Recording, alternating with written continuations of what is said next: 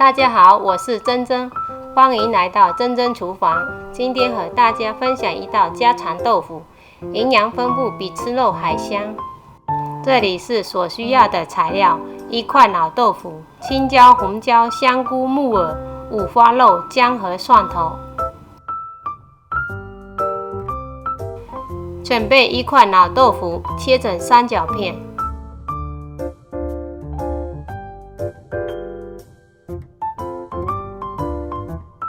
再准备辅料，把青胡椒切成小块，提前泡好香菇和木耳，适量五花肉，去皮切成薄片，蒜头和生姜切成末。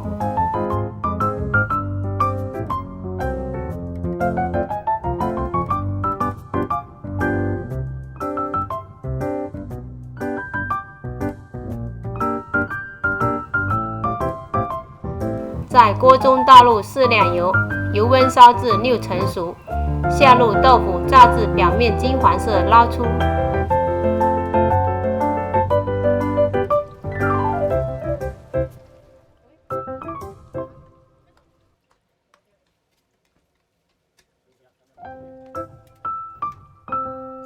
锅中倒入，水烧开，先倒入香菇、木耳煮1分钟。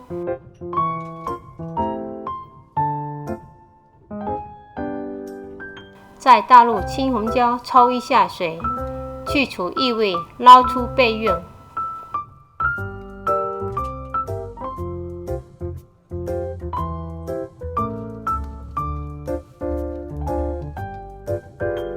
锅中倒入少许油，下入姜蒜末爆香，倒入五花肉爆香。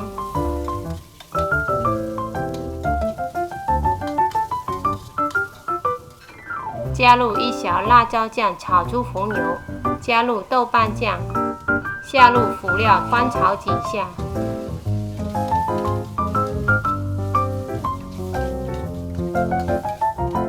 然后加入适量的水。现在开始调味，少许生抽、老抽适量调色，鸡精，少许白糖提鲜，搅拌均匀，倒入炸好的豆腐。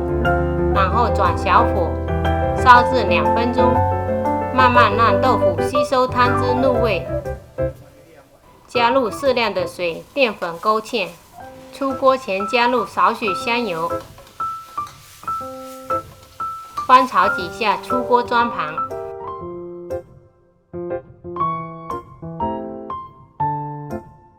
豆腐这样做非常入味，是一道好吃的下饭菜。谢谢收看，喜欢我的视频，请帮忙订阅和点赞。